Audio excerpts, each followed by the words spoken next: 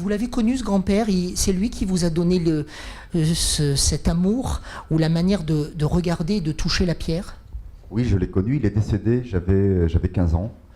Donc évidemment, aujourd'hui, la frustration un peu est fatale un petit peu de ma carrière, c'est qu'il n'a pas pu découvrir un petit peu ce que j'ai pu façonner après.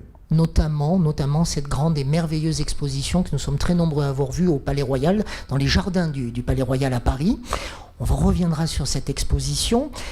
Est-ce qu'il était envisageable pour vous, Thierry, avec un père et un grand-père sculpteur, de travailler dans un autre domaine que celui de la pierre? Non, ça c'est évident. Je ne me suis jamais posé la question d'ailleurs. On dit que j'ai de la lave qui coule dans les veines, c'est clair. C'est beau comme expression, ça. C'est pas moi qui l'ai inventé, qui l'ai écrit, mais je crois que j'ai la chance d'être passionné, d'avoir été éduqué avec mon père, grand-père justement, d'être amoureux, d'être pierreux. Ils m'ont appris la technique, la maîtrise, et aujourd'hui je la fais valoir.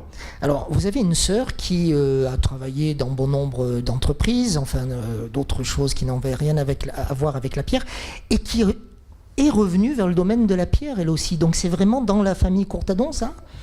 Bien sûr, parce que depuis son plus jeune âge, comme moi, comme elle, à table, on n'entendait parler que de pierre, que de façon, que de monuments funéraires, que de choses, que de matière.